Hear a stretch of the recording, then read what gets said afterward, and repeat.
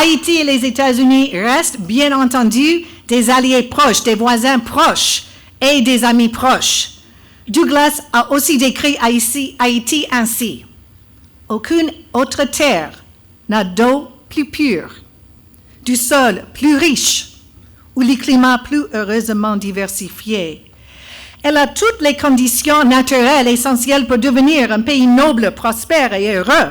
Pourtant, la voici, déchirée et brisée par des révolutions de factions brillantes et ces anarchies pathogènes dans un labyrinthe de misère sociale.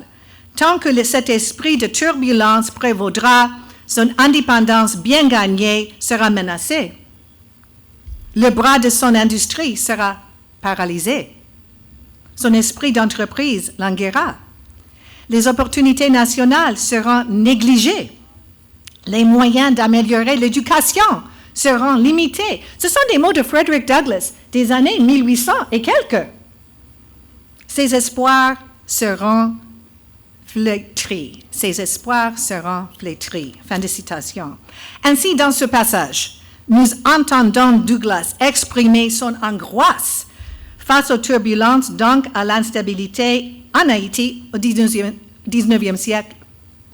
Nous l'attendons inquiète de l'impact de cette instabilité sur la vie quotidienne du peuple haïtien. Alors, comment comprendre que Frederick Douglass avait les mêmes préoccupations il y a 126 ans que nombreux d'entre nous ces jours-ci?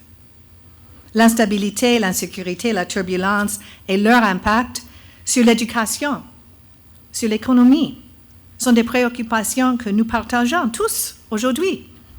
Et que proposait Frederick Douglass comme solution? Alors, Frederick Douglass, sans surprise, était fermement convaincu du pouvoir du dialogue. Ah oui! Et de fait, lorsque ses collègues abolitionnistes ont critiqué sa volonté de dialoguer avec des propriétaires d'esclaves, il a répondu, et il est né esclave, il a répondu, je m'unirai avec n'importe qui pour faire le bien et avec personne pour faire le mal. So Frederick Douglass, in his own words, on the need for dialogue, I would unite with anybody to do right, to do good, and with nobody to do wrong.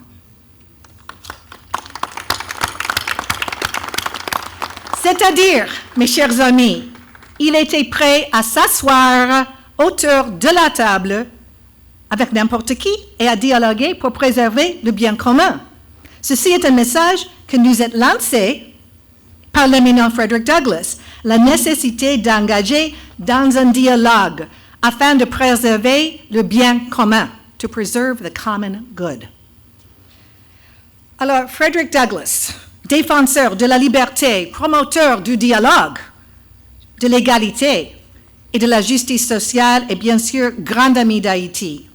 Je m'unirai avec n'importe qui pour faire le bien et avec personne pour faire le mal. En trouvant un terrain d'entente commun et fructueux par le dialogue, nous espérons voir partout dans le monde, et bien sûr ici en Haïti, que ceux qui ont des opinions divergentes puissent unir leurs forces et travailler ensemble pour le bien commun. Les Américains présents ce soir ont placé leurs mains sur leur cœur pour chanter que notre drapeau étoilé flotte encore. O'er the land of the free and the home of the brave. Nous les Américains, nous avons une dette considérable envers Haïti dans la lutte pour notre liberté. Vous étiez avec nous à la bataille de Savannah, n'est-ce pas? Et le bel hymne national haïtien, la chanson de Dessalines exhorte pour le pays, pour les ancêtres, marchons unis, marchons unis. En effet, marchons unis pour le bien commun. Pour moi, cela signifie l'importance de rechercher un dialogue authentique et en toute bonne volonté afin d'offrir au peuple haïtien et surtout aux jeunes l'accès à l'éducation et aux soins de santé, la stabilité, la sécurité et l'opportunité économique. Car, comme le dit aussi la Dessalinienne, formant des fils libres, forts et prospères. M'a souhaité nous toutes bonne soirée. Happy Independence Day, America. May God bless America. May God bless Haiti. En outre, l'appui des États-Unis à notre pays se concrétise dans des domaines aussi divers que variés comme la justice, la lutte contre le trafic de la drogue, le blanchiment des avoirs, etc. Dans cet ordre d'idées, le gouvernement haïtien, pour ma foi, salue haut et fort la volonté et la ferme détermination du gouvernement américain d'accompagner le gouvernement et le peuple haïtien dans leurs efforts de renforcer l'état de droit et la démocratie en Haïti, un acquis universel à tout peuple, toute nation digne de l'être. Madame l'ambassadeur, je ne saurais conclure mes propos ce soir sans réitérer les souhaits de succès et de réussite du peuple et du gouvernement haïtien, au président des États-Unis d'Amérique, son Excellence M. Donald Trump, le plus grand bien au peuple américain.